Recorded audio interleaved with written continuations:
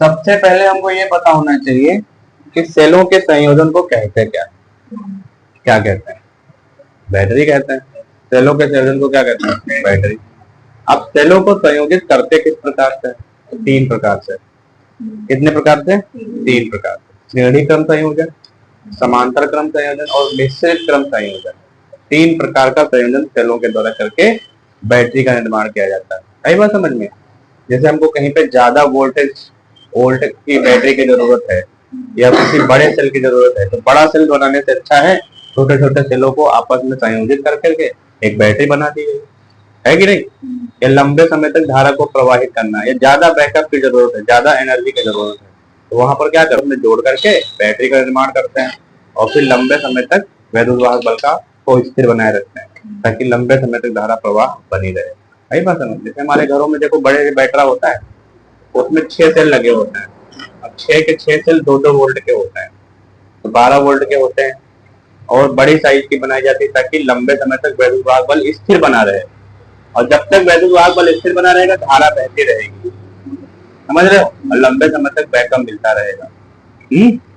इसीलिए सेलों को जोड़ना पड़ता है ज्यादा वोल्ट बनाने के लिए, ठीक, ज्यादा वैद्युत वाहक बल उत्पन्न करने के, धारा के मान को बढ़ाने घटाने के लिए सेलों को आपस में जोड़ना आवश्यक होता है। तो बैटरी का निर्माण करना, बैटरी के रूप में बदलना आवश्यक हो जाता है।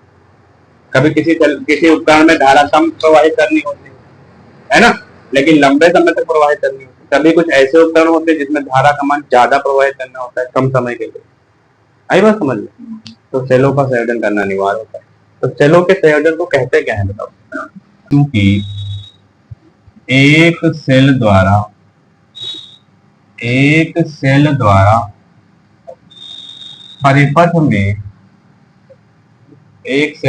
परिपथ में धारा बहुत कम रहती है ना।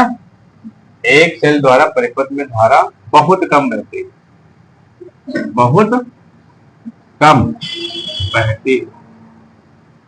एक सेल द्वारा परिपथ में धारा बहुत, इसलिए परिपथ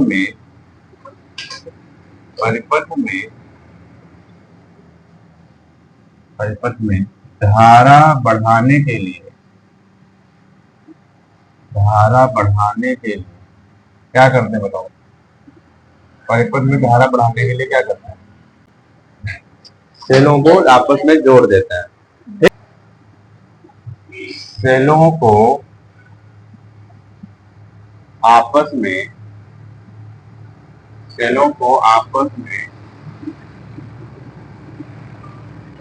जोड़ देते हैं। सेलों के इस संयोजन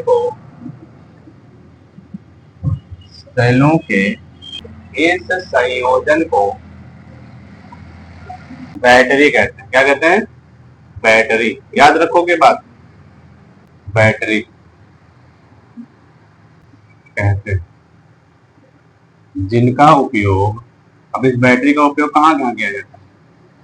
या जिसका लिख दो, जिसका प्रयोग टार्च में करते हैं। टार्च में एक से ज्यादा सेल पड़ते हैं। जो लंबी वाली टार्च आती है, पहले एक एवरेडी की टार्च आती थी, उसमें 3 सेल पड़ते थे, फिर एक 2 सेल वाली टार्च आती है, बड़े मोटे सेल पड़ते हैं, आगे पीछे करके।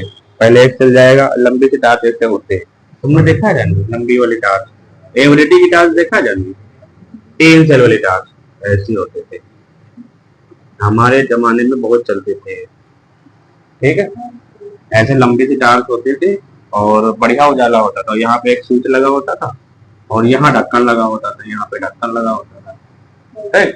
और इसमें बड़े वाले इतने मोटे और इतने बड़े सेल मिलता था। एक सेल इतना मोटा इतना बड़ा, मतलब इतना मोटा इतना बड़ा मिलता, देखा होगा। और वो सेल करीब 20 या 15-20 का एक मिलता था तब। अब तो शायद महंगा हो गया होगा, अब तो 10 रुपए का ये वाला सेल मिलता है, 10-11 रुपए का। तो सबसे पहले ऐसे आगे सेल एक डालते थे, ऐसे ये सेल आगे की तरफ ऐसा होता था, फिर इसके पीछे एक और सेल डालते थे इस तरीके से, फिर एक और सेल इसके पीछे डालते थे, 3 सेल पड़ते थे। 4 सेल वाले भी आते थे, वो थोड़ा और बड़ी होती थी, ठीक है, 3 सेल डाल, फिर ढक्कन कैसे बंद करते हैं, समझ गए। लगभग 1.5 वोल्ट के या 2 वोल्ट का एक सेल होता था, शायद 2 वोल्ट या 1.5 वोल्ट का चलता था, तो खूब बढ़िया उजाला होता था, लाइट खूब देर दूर तक जाती थी लाइट। तब घरों में लाइट बहुत कम आती थी, टार्च सबके घर में होती थी, सबके घर में टार्च होती थी, हाँ। और फिर उसके बाद समय बदला तो छोटी सी टार्च आने लगी, इतनी बड़ी टार्च, उसमें छोटे से एलईडी लगी होते थे। वो टार्च फॉर्चून की दुकान में पैकेटों में मिलने लगी, तुमको याद होगा बचपन में इतनी बड़ी बड़ी टार्च मिलती थी पहले, उसमें छोटे छोटे सेल पड़ते थे, और वो टार्च 20 रुपए 10 रुपए की भी टार्च मिलता था गाँव में, और उसमें बटन लगा होता, बढ़िया उजाला उसमें भी होता था, लेकिन इससे इतनी तेज उजाला नहीं होता, समझ गए। एवरेडी की और जीप की टार्च आती थी। कार में भी तो बैटरी का इस्तेमाल करते, बताओ कार में करते हैं कि नहीं करते। कार में बैटरी रखी होती है आगे एक बोनट के पास, जहाँ पे बोनट इंजन होता है वहां पे एक बैटरी रखी होती है, देखा होगा। उसका इस्तेमाल करते हैं गाड़ी के बहुत सारे उपकरणों को चलाने के लिए, लाइट के लिए, गाड़ी का कंप्रेसर मोटर चलाने के लिए, है ना। तभी तो गाड़ी स्टार्ट होती है, बैटरी निकाल लो तो गाड़ी में कितना भी सेल्फ लगाते रहो स्टार्ट ही नहीं होगी। ट्रांजिस्टर में भी उपयोग किया जाता है, कार में ट्रांजिस्टर में आग ऐसे लेकर बात करते हैं, आग में किया जाता है। सेलों का संयोजन, सेलों का संयोजन कितने प्रकार से किया जा सकता है। सेलों का संयोजन 3 प्रकार से किया जा सकता है, 3 प्रकार से लिख लो, किया जा सकता है, 3 प्रकार से किया जा सकता है। हेडिंग बना लो, नंबर 1 शुरुआत कर रहे हैं पहले नंबर से। या ऐसे भी कह सकते हो कि सेलों को 3 प्रकार से जोड़ा जा सकता है, ऐसे भी तो कह सकते हो। क्रम संयोजन बहुत इंपॉर्टेंट है, ये सेलों का संयोजन, हाँ वेरी इंपॉर्टेंट है। इसके ऊपर क्वेश्चन 1 नंबर से लेके 3 नंबर तक क्वेश्चन आते ही हैं। क्रम संयोजन, श्रेणी क्रम संयोजन, इंग्लिश में कहते हैं सीरीज कॉम्बिनेशन, सीरीज कॉम्बिनेशन। हमने संयोजन के बारे में 2 पहले पढ़ लिए। किन किन चीजों का संयोजन हमने पढ़ा, संधारित्रों का संयोजन और प्रतिरोध का संयोजन। अब हम क्या पढ़ रहे हैं, सेलों का संयोजन। ठीक, इसमें जितने भी सेल होते हैं सभी सेलों का जो, जैसे पहला सेल है ये वाला, ऐसा तो बनता है सेल, ऐसा तो बनता है। तो श्रेणी क्रम संयोजन के लिए पहले सेल उसका जो ऋण वाला टर्मिनल यही तो है, और धन वाला ये, बोलो। तो एक सेल के ऋण टर्मिनल को, पहले वाले सेल के ऋण टर्मिनल को दूसरे सेल के धन टर्मिनल से जोड़ते हैं। किससे जोड़ते हैं, धन टर्मिनल से। अच्छा एक चीज और ध्यान रखना, सेल बनाना तो उसके साथ उसका आंतरिक प्रतिरोध जरूर बनाना, कल बताया था मैंने, ये आंतरिक प्रतिरोध हो गया। ठीक, तो ये पहला सेल हो गया, पहले सेल का ऋण टर्मिनल दूसरे सेल के धन टर्मिनल से जोड़ते हैं, इस तरीके से मैंने जोड़ा है। अब इसका भी आंतरिक प्रतिरोध बनेगा, ऐसे बनेगा इंटरनल रेजिस्टेंस, और फिर दूसरे सेल के ऋण टर्मिनल को, बोलो, तीसरे सेल के धन टर्मिनल जोड़ते हैं, ऐसा तो जुड़ता है। अब तीसरे सेल का धन टर्मिनल आएगा आगे, बोलो, और फिर तीसरे सेल के, अब इसका भी आंतरिक समझ रहे हो, तीसरे सेल के ऋण टर्मिनल को चौथे सेल के धन टर्मिनल में जोड़ते हैं। कम से कम 4 सेल लगाओ, ऐसे 4 सेल लगाओ, इस तरीके से 4 सेल लगाओ, और फिर इसी क्रम में आगे हम जितने सेल चाहें उतने सेल जोड़ते चले जाते हैं। तो इस प्रकार के संयोजन को हम श्रेणी क्रम संयोजन कहते हैं। बताओ बात समझ में आई। पहले सेल के ऋण टर्मिनल को दूसरे सेल के धन टर्मिनल से, फिर दूसरे सेल के ऋण टर्मिनल को तीसरे सेल के धन टर्मिनल से, तीसरे सेल के ऋण टर्मिनल को चौथे सेल के धन टर्मिनल में जोड़ते हैं, और इसी क्रम में आगे सभी सेलों को जोड़ते जाते हैं। आई बात समझ में।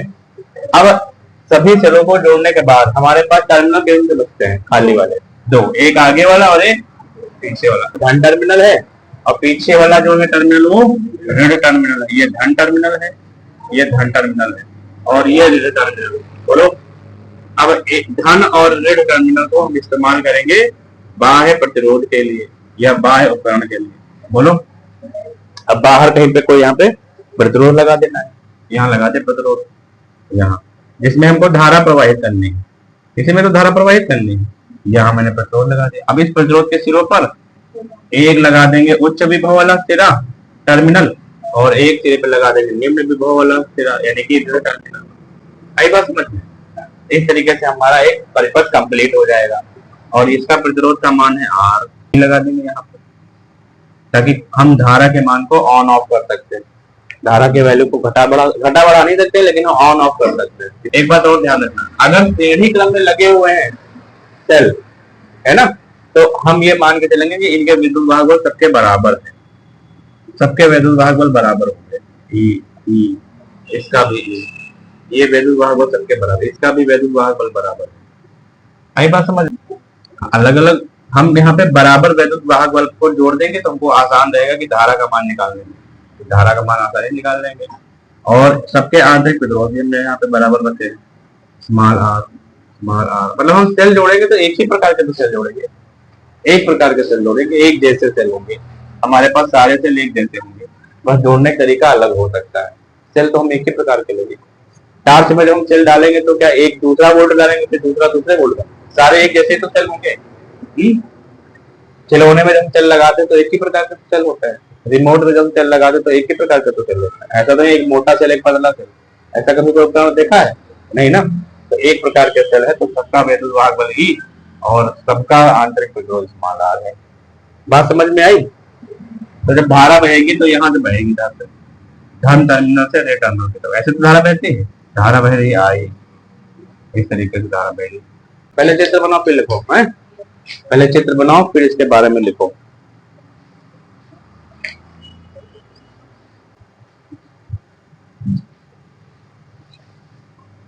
यहाँ तक तो लिख गया, इसे नीचे लिखो। सेलों को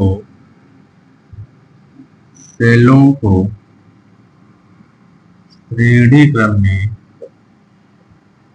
जोड़ने के लिए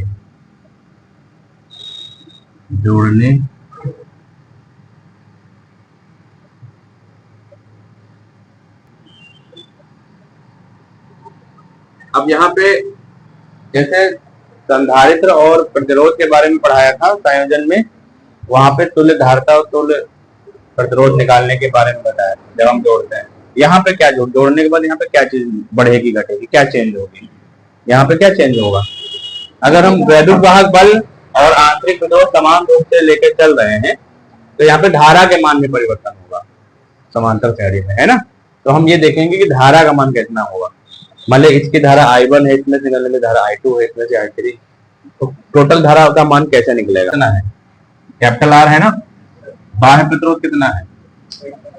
बाह्य प्रतिरोध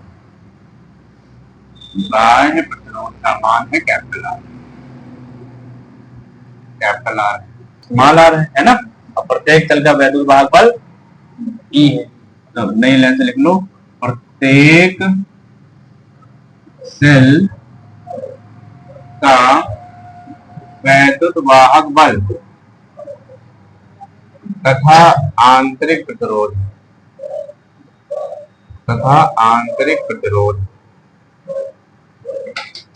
क्रमशः सबसे पहले वैद्युत वाहक बल लिख लो, कितना दिया है? E तथा स्मॉल r है, ये बात दी हुई है इसमें परिपथ में। बोलो, बैटरी का कुल वैद्युत वाहक बल बताओ कितना होगा? एक का वैद्युत वाहक बल कितना दिया है? E दिया है, तो कुल वैद्युत वाहक बल कितना है? ये सब श्रेणी क्रम में जुड़े हुए हैं। तो अगर कुल n बैटरियां लगी हुई हैं, यदि कुल n बैटरी लगी हुई है, यहाँ पे लिख दो, यहाँ पे नई लाइन लिख दो, माना एक मिनट यहाँ लिख दो, बाह्य प्रतिरोध है ब्रैकेट में लिख दो, माना सेलों की संख्या, कुल सेलों की संख्या, ये हमने मान लिया n है, ये हमने मान लिया। कुल सेल कितने लगे हुए हैं? एन सेल लगे हुए हैं। चार नहीं दिख तो चार रहे हैं, लेकिन इस तरीके से और भी तो आगे लगे होंगे, तो हम मान के चलते हैं एन सेल लगे हुए हैं। तो अगर यहाँ पर चार बैटरी लगी, चार सेल लगे हुए, एक का वैद्युत वाहक बल E है, तो 4 गुना हो जाएगा। क्यों? E1 E2 E3 E4 तो अगर n सेल लगे होंगे तो कितना वैद्युत वाहक बल होगा? n ही नहीं हो जाएगा, n गुना हो जाएगा वैद्युत वाहक बल। क्यों जान ली? तो पता बैटरी का कुल वैद्युत वाहक बल कितना होगा? Ne होगा कि नहीं होगा? सब श्रेणी क्रम में जुड़े, सब आपस में जुड़ते चले जाएंगे, वैद्युत वाहक बल सब जुड़ता हुआ चला जाएगा। 4 होंगे तो 4E हो जाएगा, 5 होंगे तो 5E हो जाएगा, n होंगे तो n ही हो जाएगा। परिपथ का कुल विभवांतर बताओ। कुल आंतरिक प्रतिरोध कितना होगा? बैटरी का कुल आंतरिक प्रतिरोध, आंतरिक प्रतिरोध कितना होगा बताओ? क्योंकि सारे के सारे प्रतिरोध श्रेणी क्रम में जुड़े हैं, और श्रेणी क्रम में जुड़े हुए प्रतिरोध कैसे होते हैं? R बराबर R1 plus R2 plus R3, ऐसे तो जोड़े जाते हैं श्रेणी क्रम वाले। तो जैसे यहाँ पे R सबका मान R है R, तो ये हो जाएगा, अगर ये 4 है तो 4R हो जाएगा। बोलो 5 होते तो 5R हो जाता। क्यों? R plus R plus R plus R 4 बार करते कि नहीं करते बताओ? तो इनको जोड़ते सूत्र के अनुसार तो 4R ही तो आते हैं। और मान लो इस तरीके के NR लगे हुए हैं, तो n बैटरी लगी हुई, n सेल लगे हुए हैं, तो Rn ही तो होंगे संख्या में, तो n से गुणा हो जाएगी, तो कितना हो जाएगा टोटल? NR। तो कुल आंतरिक प्रतिरोध हो जाएगा n होगा। यहाँ पे लिखना नहीं लेने से परिपथ का कुल प्रतिरोध। अब जब कुल प्रतिरोध पूछ लेगा ना, तो हमको फिर ये भी जोड़ना पड़ेगा। क्यों? कुल प्रतिरोध कितना होगा? तो कुल प्रतिरोध में इस प्रतिरोध के साथ साथ ये भी प्रतिरोध जुड़ेगा, तो इन सभी प्रतिरोधों के साथ साथ ये भी प्रतिरोध जुड़ा है। किस क्रम में? श्रेणी क्रम में जुड़ा है ना। तो इसके साथ इसको जोड़ देंगे, सीधे सीधे जोड़ देंगे, ऐसे तो जोड़ देंगे। अब हमारे पास कुल वैद्युत वाहक बल है और आंतरिक प्रतिरोध है और कुल प्रतिरोध है, तो हम कुल वैद्युत वाहक बल और कुल प्रतिरोध को ध्यान से इस पे, इन दोनों पे, एक तो इस पे और एक तो इस पे, बोलो इस पे और इस पे। बात समझ में आई? यहाँ से लिख रहे नीचे से, यहाँ से लिख रहे। तो परिपथ में बहने वाली कुल धारा बताओ कितनी होगी? कुल धारा I बराबर कितनी होगी? I बराबर V अपान R होता है। यहाँ तो V है नहीं, यहाँ V का काम कौन कर रहा है? वाहक बल। और सेल का वैद्युत वाहक बल क्या है? E है ना। तो कुल वैद्युत वाहक बल लिख दो ऊपर, हिंदी में लिखे फिर मान रखो, कुल वैद्युत वाहक बल लिख दिया। और नीचे क्या लिख दिया मैंने? R होता है कुल प्रतिरोध, तो परिपथ का कुल प्रतिरोध बोर्ड ध्यान दो, कुल प्रतिरोध। अब मान रखो, तो I बराबर कितना हो जाएगा? I बराबर कुल वैद्युत वाहक बल कितना है? ऊपर देखो Ne small n capital E, और बटे कुल प्रतिरोध कितना है? Capital R plus NR। तो ये फार्मूला बनेगा। परिपथ में बहने वाली धारा का मान निकालने के लिए ये फार्मूला लगेगा, कितनी धारा बहेगी। हाँ, दो कंडीशन है इसमें, इस फार्मूले में दो कंडीशन, अभी बताएंगे कौन सी कंडीशन। पहले इसको लिख लो।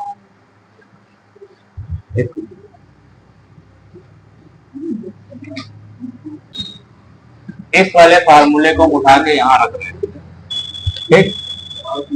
I बराबर दिया। अब हम इसको नीचे से डिलीट मार देंगे, यहाँ से डिलीट कर देंगे पूरा। श्रेणी क्रम संयोजन में सेलों को जब हम जोड़ते हैं, तो उस सेलों के द्वारा परिपथ में बहने वाली धारा का मान इस फार्मूले से निकल जाएगा श्रेणी क्रम संयोजन में, ठीक। अब इसमें दो कंडीशन है। कंडीशन नंबर 1 या यहाँ पे लिख सकते हो, यहाँ से लिख लो स्थित नंबर 1। अब स्थित नंबर 1 देखो ध्यान से सब लोग समझो। स्थित नंबर 1 जो बाहर परिपथ लगा था ना, बाहर परिपथ कैसे लगा था? ऐसे तो लगा था जैसे ये सेल है, ऐसे सेल लगे हुए हैं, ऐसे सेल लगे थे, और इनके सबके अपने अपने आंतरिक प्रतिरोध है। इसका आंतरिक प्रतिरोध है, इसका आंतरिक प्रतिरोध, इसका इस तरीके से, ठीक।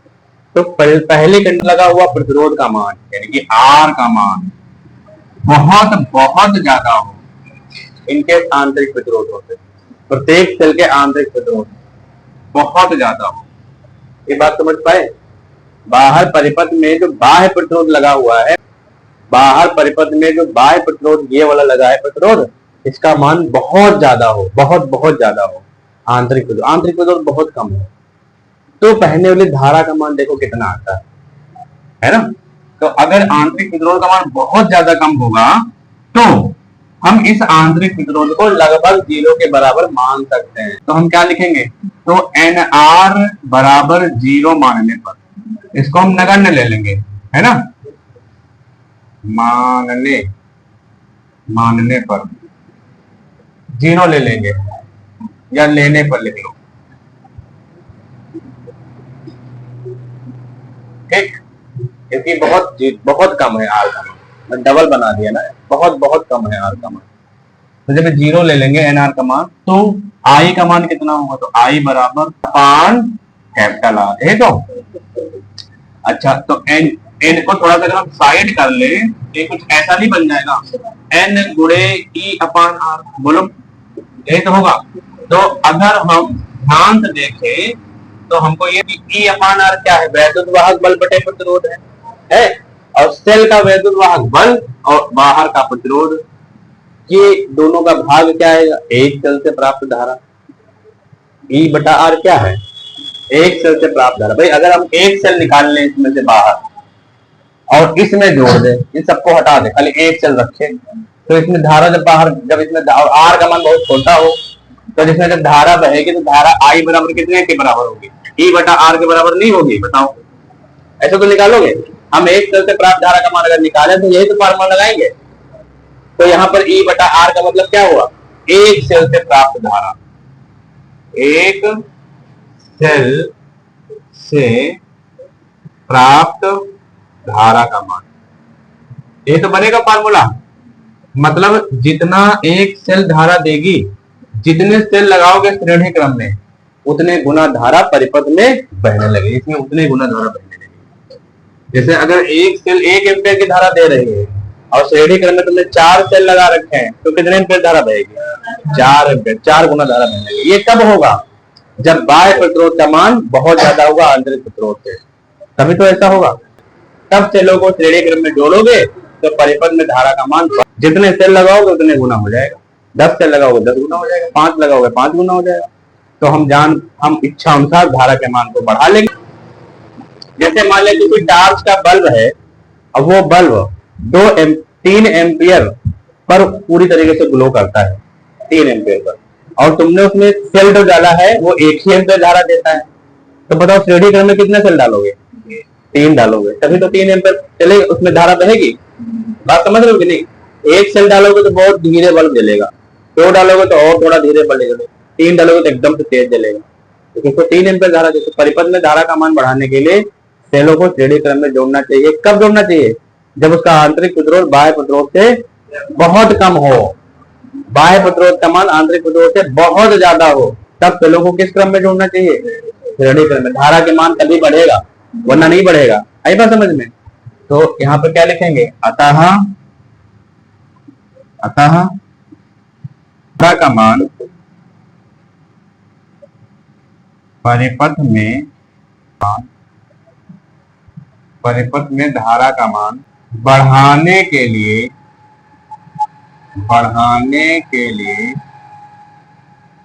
परिपथ में धारा का तभी जोड़ना चाहिए सेलों को श्रेणी क्रम में तभी जोड़ना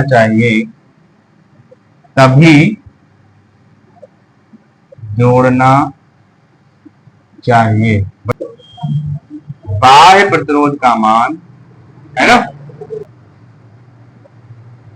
बाह्य प्रतिरोध का मान सेलों के आंतरिक प्रतिरोध।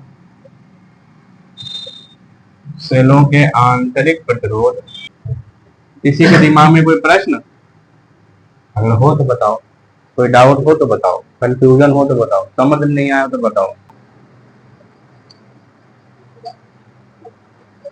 देखो यहाँ से मिटा रहे हैं।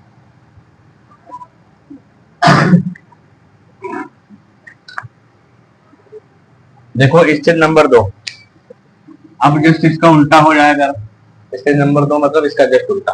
आंतरिक प्रतिरोध का मान अधिक हो, बाह्य प्रतिरोध का मान बहुत कम है ना, यानी कि small R is very very greater than capital R. बोलो ये अगर हो तो क्या होगा? तो हम किसको नगण्य मानेंगे? कैपिटल आर को। तो कैपिटल आर बराबर 0 लेने पर नगण्य मान लेंगे, लेकिन बहुत छोटा हो जाएगा, इसका मान बहुत छोटा हो जाए, आंतरिक प्रतिरोध का मान बहुत ज्यादा हो, सेल का आंतरिक प्रतिरोध का मान बहुत ज्यादा हो, बाह्य प्रतिरोध बहुत छोटा सा हो, तो क्या होगा? जब इसको 0 लेंगे तो फार्मूले में जो value put Ne upon R की जगह क्या लिखोगे? 0 प्लस NR। बोलो एक बार अपना कितना होगा बताओ? Ne बटे NR। इसके तो कोई मतलब ही नहीं, हट जाएगा। अब क्या होगा? n से n कट जाएगा, तो I बराबर कितना आएगा बताओ? E अपान R। तो ये एक सेल से प्राप्त धारा ये तो है। अगर ये मान बहुत छोटा हो जाए तो इसमें से निकलने वाली धारा जो निकालोगे, इसको नगण्य मानोगे, तो I बराबर E अपान R में किसका मान रखोगे? यही तो मान रखोगे, क्योंकि इसी का मान तो ज्यादा है। एक सेल से प्राप्त धारा का मान I बराबर E अपान R ही तो होगा। तो ये एक सेल से, तो I बराबर जो होगा वो एक सेल से प्राप्त धारा होगी। अच्छा, किस सेल बहुत सारे लगे हुए हैं, क्यों? सीढ़ी क्रम में बहुत सारे सेल लगे, n सेल लगाए थे, तो बोलो अब धारा हमको उतनी ही मिल रही जितनी कोई एक सेल से प्राप्त होती है, उतनी तो मिल रही। तो जरा बताओ हमको श्रेणी क्रम से जोड़ने में क्या मतलब रह गया है? एक सेल से जितनी धारा मिलनी चाहिए 10 सेल से उतनी धारा मिल रही है, तो वो 9 के 9 सेल बेकार नहीं हो गए? जोड़ने का कोई मतलब रहा? तो श्रेणी क्रम में नहीं जोड़ने का कोई मतलब रहा, तो इससे हमको कोई लाभ नहीं मिलेगा। श्रेणी क्रम में जोड़ने से कोई लाभ नहीं मिलेगा है, क्योंकि एक सेल से धारा मिलेगी, उतने धारा मिलेगी जितने तुमको एक सेल से मिलनी थी, चाहे 50 सेल लगा दो श्रेणी क्रम में है। तो हम इसके नीचे स्टेटमेंट में क्या लिखेंगे? अतः अधिक आंतरिक प्रतिरोध वाले, अधिक आंतरिक प्रतिरोध, अधिक आंतरिक प्रतिरोध वाले सेलों को श्रेणी क्रम में जोड़ने पर, अधिक आंतरिक प्रतिरोध वाले सेलों को श्रेणी क्रम में जोड़ने पर, श्रेणी क्रम में जोड़ने पर कोई लाभ नहीं होगा, क्योंकि धारा का मान उतने रहेगा, तो लाभ क्या हम मानेंगे? कोई लाभ नहीं होता है, क्योंकि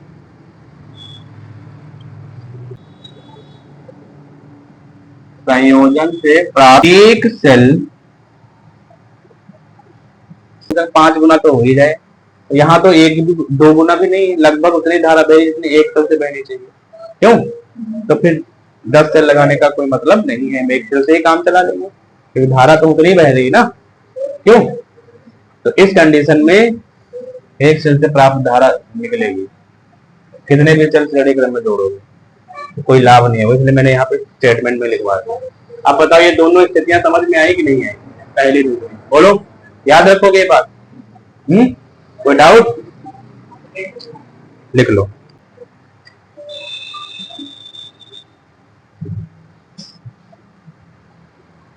हो गया सबका? अब एक क्वेश्चन है, जो कार में बैटरी का उपयोग किया जाता है, कार में तो कितने वोल्ट की होती है? कितना? 12 वोल्ट। कार में बैटरी जो रखी होती है उसका कितना वोल्ट होता है? 12 वोल्ट। ये 12 वोल्ट की बैटरी, 12 वोल्ट की बैटरी होती है, और ये बैटरी काफी महंगी बैटरी होती है। ये 12 वोल्ट की बैटरी वो नहीं होती है जो दुकान पे मिलते हैं, वो भी मिल जाती है, वो भी 12 वोल्ट की होती है, सोलर वाली, वो लगभग 1400-1500 रुपए में मिल जाती है। लेकिन ये जो कार वाली बैटरी होती है, इसका प्राइस 3000 से स्टार्ट होता है, ये 3000, 4000, 5000 ऐसे इसका रेट होता है। लेकिन 12 वोल्ट ये भी है, 12 वोल्ट वो भी है, दोनों 12-12 वोल्ट की बैटरी है। समझ में आई बात? तो इतनी महंगी वाली बैटरी लगाने से क्या फायदा, अगर हमारे पास 1.5 वोल्ट के सेल हो, यही वाले जो इसमें पड़ते हैं 1.5 वोल्ट के, ठीक, या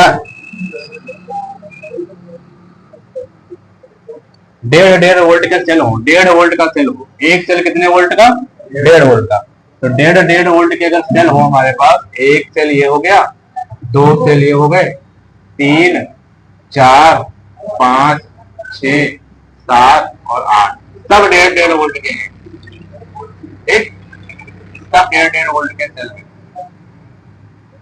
तो इन 1.5 वोल्ट सेलों को अगर हम श्रेणी क्रम में जोड़ दें तो बताओ टोटल वैद्युत वाहक बल कितना होगा? मैंने बताया था श्रेणी क्रम में जब जोड़ोगे तो वैद्युत वाहक बल जुड़ जाएगा, नहीं जुड़ जाएगा? तो कितने वोल्ट हो जाएंगे? 12 वोल्ट नहीं हो जाएंगे? तो हम इन 1.5 वोल्ट के सेलों को आपस में श्रेणी क्रम में जोड़ दें और लगा दे कार में, हैं? तो कार क्या इन सेलों से स्टार्ट नहीं हो सकते हैं? और तो फिर हम 3000 की बैटरी का इस्तेमाल क्यों करते हैं, जबकि हमारा काम 80 90 100 रुपए में हो जाएगा स्टार्ट करने? ये भी तो 12 वोल्ट बन जाएंगे। बोलो, वैद्युत वाहक बल 12 वोल्ट बनेगा कि नहीं बनेगा? यहाँ भी 12 वोल्ट, यहाँ भी 12 वोल्ट। फिर हम इस बैटरी का इस्तेमाल क्यों करते हैं?